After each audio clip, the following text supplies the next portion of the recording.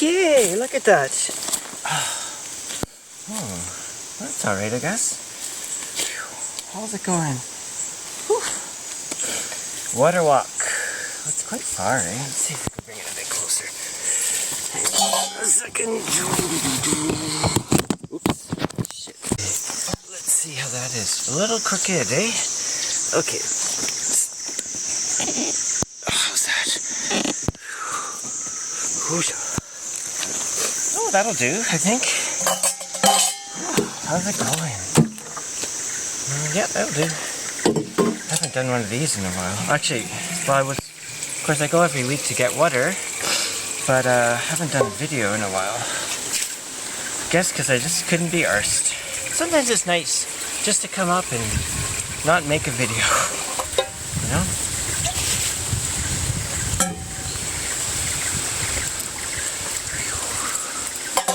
Oh, it's beautiful. It's getting hot though. Hot season is coming in. Flow is fairly slow.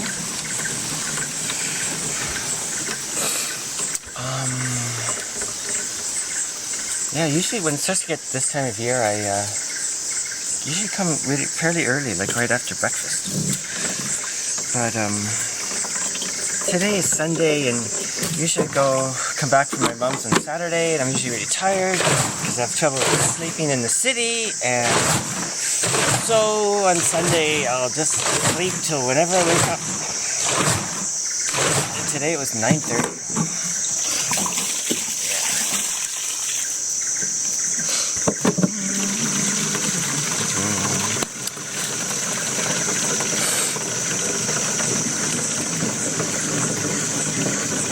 As usual, I have nothing to talk about. We're still rolling, yep. Specific, I have ideas for sure, but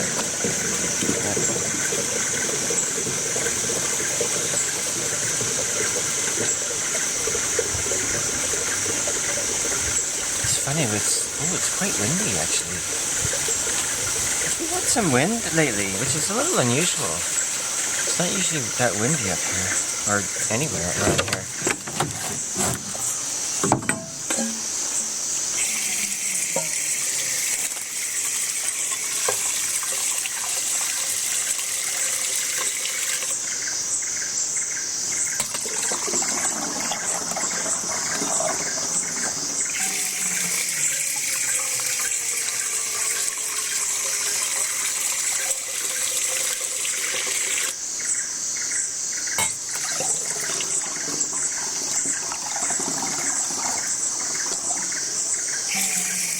Well, it looks as though I'm gonna be going to the. Well, hopefully, we'll see.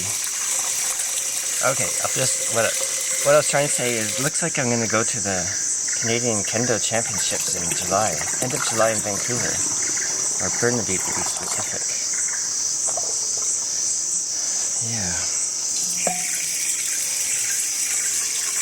I mean, I wonder because, you know, there's a lot of air flights are being shut down because of the COVID-19, the virus shooting around. Like, I think Cathay Pacific's flights into China are like, I don't know what the percentage is, like 10 or 15% of what it normally is. Anyway, yeah. So, who knows, right? Who knows what's coming with that. But, I'm gonna consider that I will be going, and I'm going to compete in the singers division, which would be nice. Meet all of my old kendo friends that are getting old, bunch of old fogies, a bunch of his, including me. Anyway, I love it. It's so great that they have a singers division, right? I love that.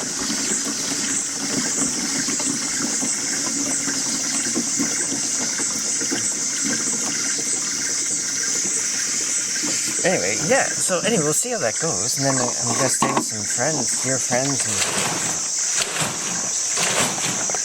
first time in Canada in almost 6 years by then. And maybe the last time, who knows, right? Who knows?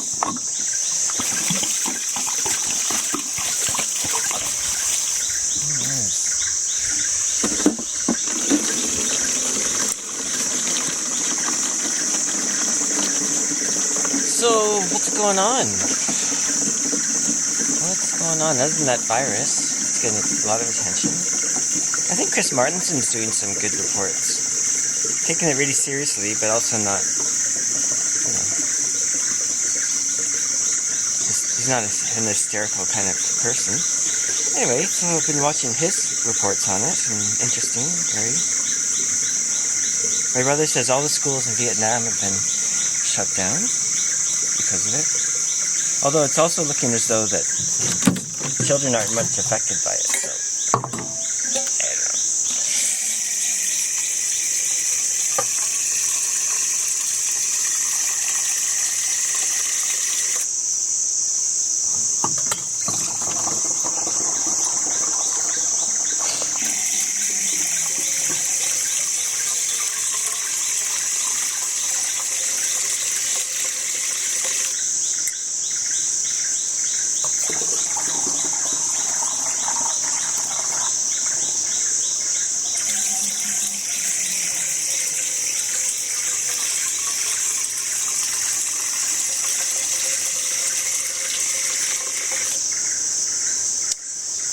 At Lana Kendo, there was a really great sensei from Japan, not from Korea, visiting for a couple of weeks. I got to practice with him twice, I guess.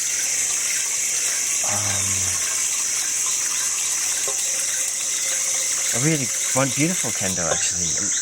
The kind of kendo, I mean, I love all kinds of kendo, but the kind of kendo that I like, I want to do, he does, right? So I'm like, oh yes! It's not that often that Laurent and I get to practice with someone, you know, that high level. Because, you know, in Chiang Mai, we're kind of it, right? For better or for worse, and we do our best, and I think we do great work with the kids and the adults that come. I'm quite proud of our devotion. Anyway, love it. That's all that matters, right? But yeah, it was beautiful kendo, actually. And his spirit was so beautiful. Like really, kind of a joyous kind of serious mind. Like really, you know, but had this joyous edge to him. Really reminded me a lot of Kamata Sensei from Toronto. Actually, in Etobicoke is his dojo. Yeah, really reminded me of Kamata Sensei. And both his type of kendo and also his spirit. You know? Yeah, anyway. What lovely. Anyway, I got just 2 practices, but I got some really good, really valuable points from him. And of course, with kendo, it's not, like, you kind of learn the fancy techniques, or waza we call them. It's great, it's fun and important too. But it's always the basics, right? You have to always go back to the very basic movement. And so he helped me a lot with that. And both instances, it was exactly that. It was about taking center, or being in the center, you could say. Not opposite side. And the other one was timing of all, well, in Japanese they call it ki, ken, tai, ichi, which means ki, spirit, sword, body together, right? And it was a little bit off.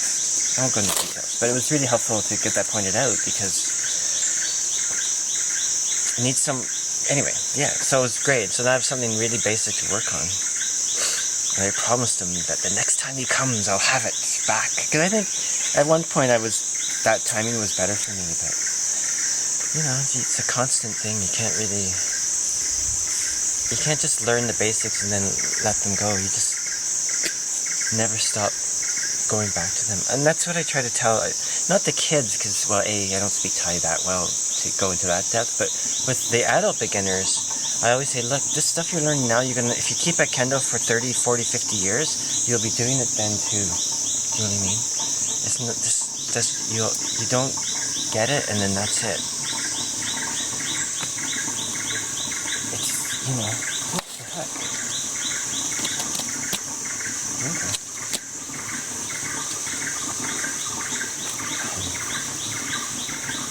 An interesting sound going on there. Anyway, yeah, so that's that. That's maybe partly why a lot of people go, Kendo is life, right? What you learn in Kendo, you can apply to your daily life in so many ways, and of course I totally believe that and follow that. It's the way of Kendo, right? And most people that are serious in Kendo say something similar to my feeling.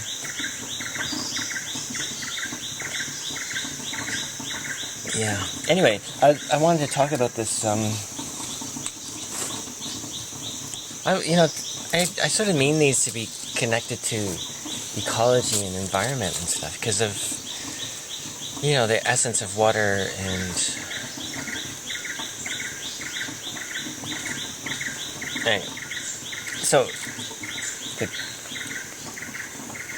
But now, anyway, I was watching this video from Rebel Wisdom with David Fuller and two other guys I can't remember the name of. Colin or something? Anyway, really great video, and I really appreciated what they were talking about, right?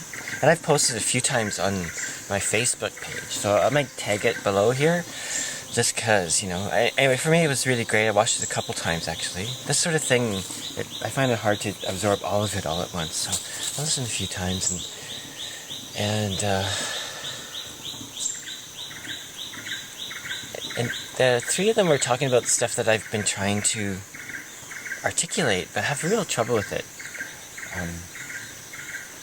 And part of what they're talking about is the Greta Thunberg phenomenon or whatever movement, and also Extinction Rebellion too. Like all these things, and it's not really about them. They all acknowledge that there's some really amazing things in that, right? But the issue, they think, and I think, is that the problem is it becomes what word? They use the word cult even. It becomes a spin not that dissimilar from a cult, right? So it's climate, and which is really important, right? Climate destabilization, I think. Climate change, you could say, but destabilization might be more apt for me anyway. So anyway, the focus is this climate, and for most of the people doing their screaming protests and everything, the climate destabilization is hardly affecting them at all. In fact, a lot of them are quite actually wealthy, like relatively wealthy, right, compared to the rest of the world, and certainly in the history of humanity. So.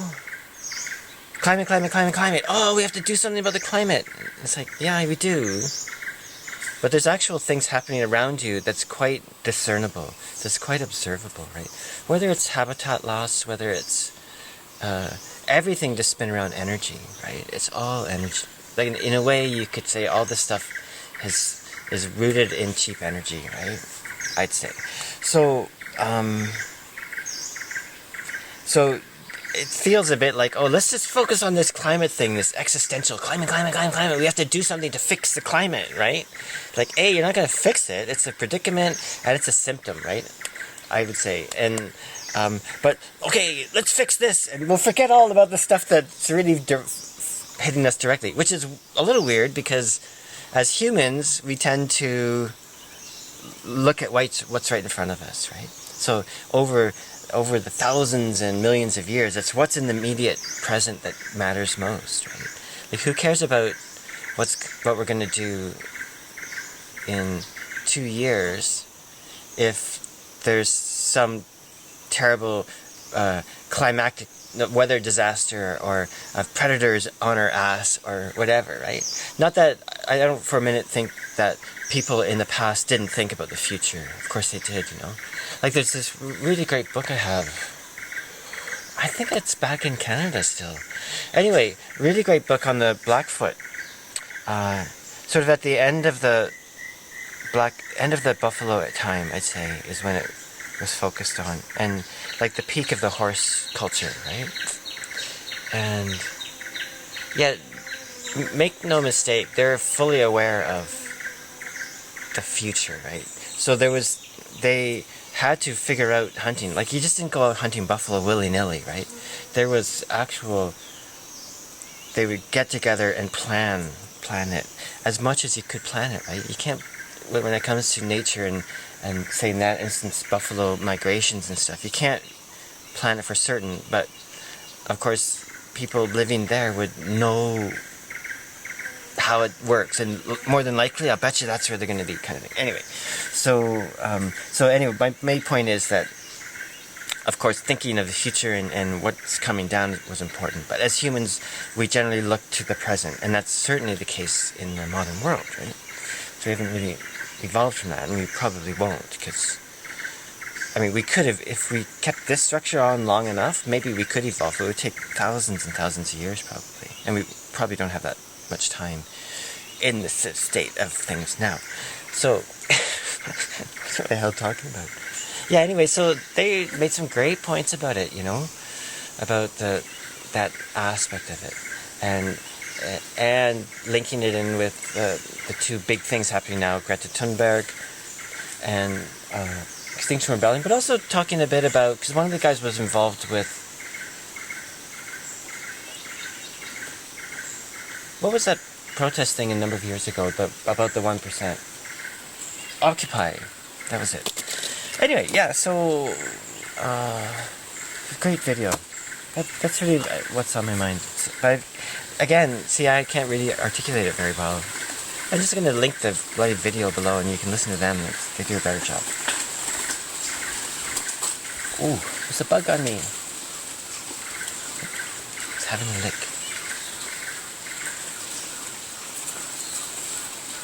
There's a bunch of wasps. Where I spend a lot of time like if I'm working on my computer or eating on the deck, I have a low table there. I sit on the floor and do my stuff, right? Oh, but there was a bunch of wasps floating around, like lots of them. I'm going, ugh. And one of them stung me, and like, ugh, I hate that. So I was trying to figure out where the wasp nest. So I was crawling up and down underneath the house, trying to look for wasp nests and stuff. And then I looked. I have these speakers, right? And there's like a subwoofer underneath the table, and there's a hole in the back of the subwoofer, right? And I looked at, oh, they're all hanging around there. And then I knocked it, and a bunch of wasps came out. So a bunch of wasps were going into the subwoofer to make a nest.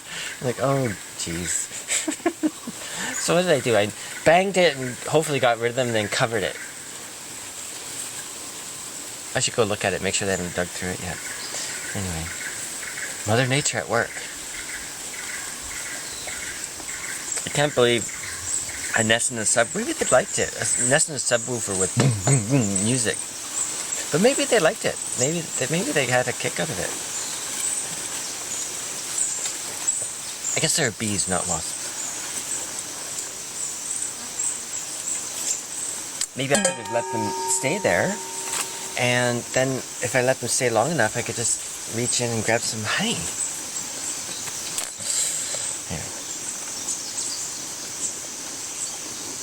Yeah. Okay, so this is a meaningless water walk. Other than I got the beautiful water. That's the most important part of this, right?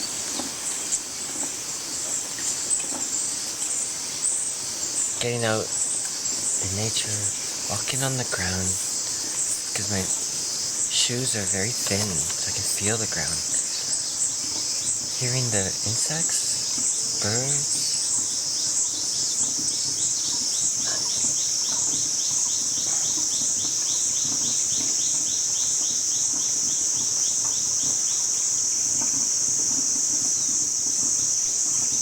Yeah, anyway.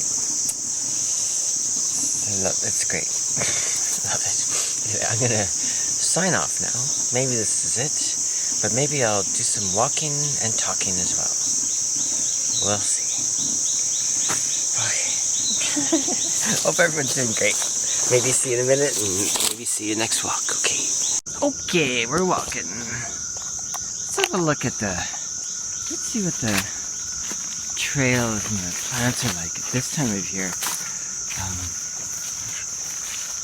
Of course, we're really getting into the dry season now. Haven't had any rain in quite a few months now. Sometimes some years we'd get some rain in December and some rain in January, but I'd say none really. Had a few sprinkles here and there, but generally speaking it's been dry. And my friend Gong, she said she'd read that the government, that they're thinking that going to be a very dry year, and that the rains probably wouldn't. They're thinking that the rains might not come in until September. So usually the heavy rains come in July, maybe June. So it's delayed, and also that the rainy season would be short. So that's of course an issue for farmers and stuff. And more. For me, I mean, I don't know. And I rely on the farmers too, right? I buy food. Though I'm not a farmer. But I'm just on a purely living up in the mountains level. Drier is easier to deal with, but no matter. Being in the rain is part of it, and it's very beautiful actually. Yeah.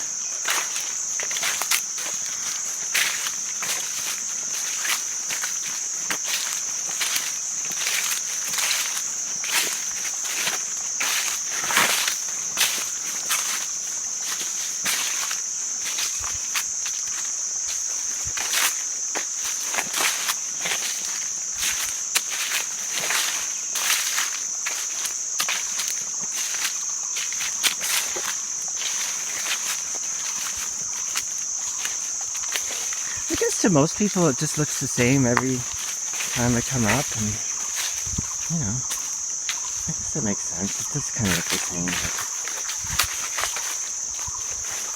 partly because it stays green up here, right? Like right now down low, like on the flatlands, like the sort of elevation of Chiang Mai, it's really like a lot of the trees drop their leaves, right? So it feels like Canada in the fall, but warmer. You know. Yeah.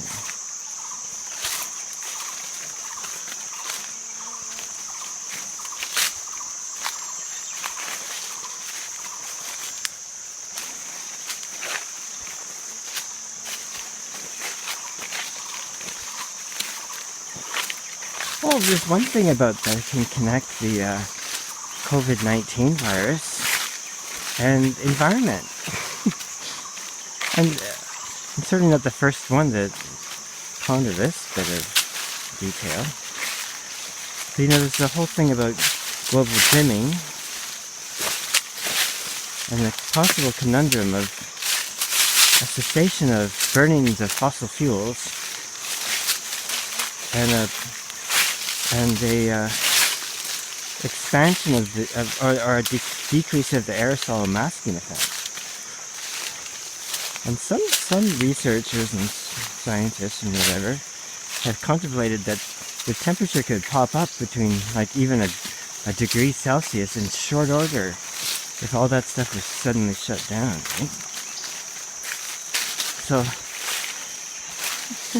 I've made a comment here and there, and a few others too have noticed in my sort of sphere of social media, I guess.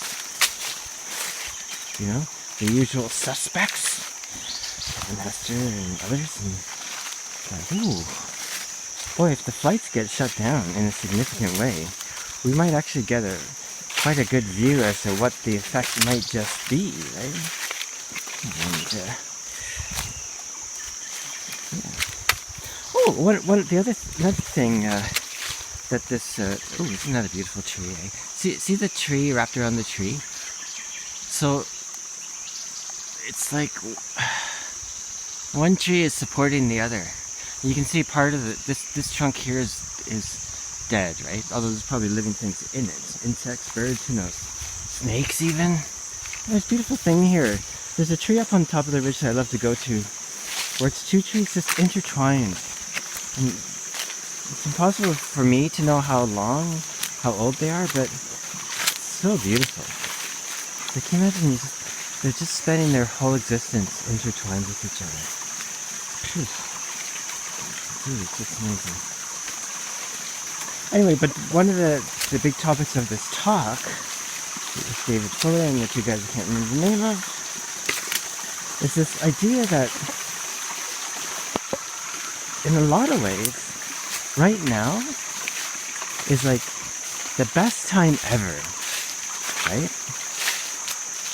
I think they referenced Steven Pinker a guy, a professor from Harvard, but from Montreal originally, and his work, and I've watched his talks quite a bit too, with interest. And anyway, the idea that actually right now is like the best time, even though there's a lot of worry about war and stuff. Apparently, there's actually less people dying in wars than ever before, or at least in the industrial age, I suppose. I might caveat that. And yet, at the same time, it seems as though we're on the brink of collapse, right? So how do you play with those two ideas, right? And I can attest to that, even on a personal level, right? Even since I started coming here, like I moved, it'll be 6 years in November, and I had been coming up for like 3 or 4 years before, right? So that's like 10 years of being in a place.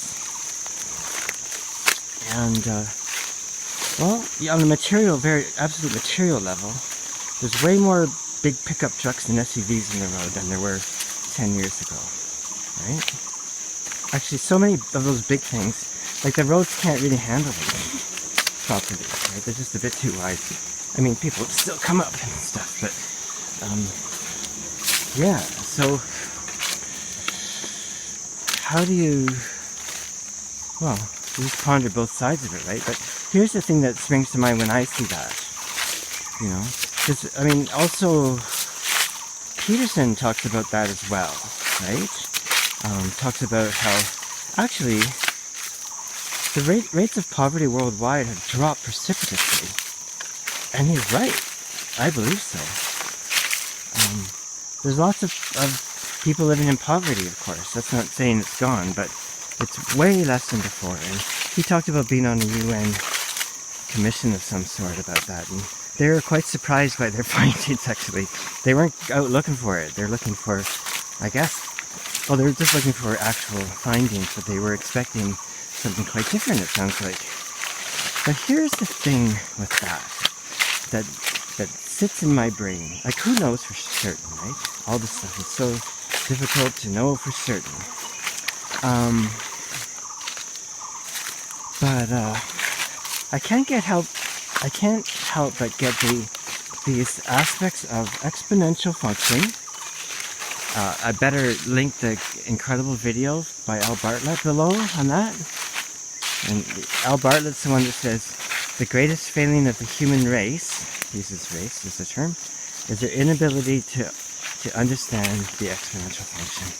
And I'm sure he's absolutely spot on with that. But here's the thing with that exponential function. You know, I think of the Petri dish, right? The whole idea well, it's not really a metaphor, but the idea of the Petri dish, where just before it all dies, it's half full, right? It's so, like the growth, oh shoot, what's that?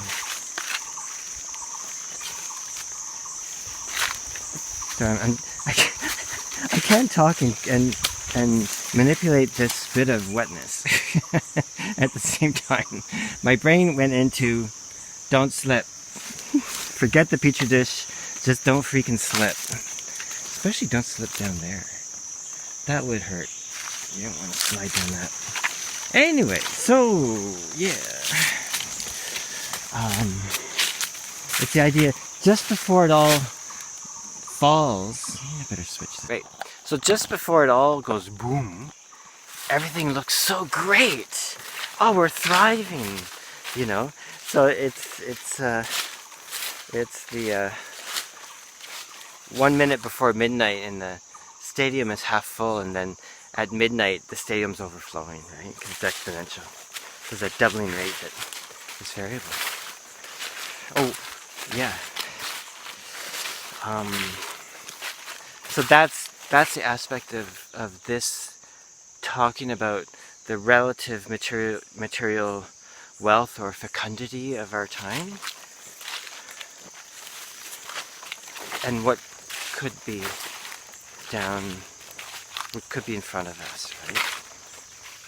And since we're humans and really like what's in front of our eyes to contemplate, well, don't worry, everything's great. Hardly anyone's hungry anymore. And then this cascading thing can happen. But we'll see, right? Who knows? Who knows where that's going or about. But I don't, when I'm contemplating and listening to these discussions, I think, oh yeah, there's that petri dish thing. So, best just keep our eyes open, right?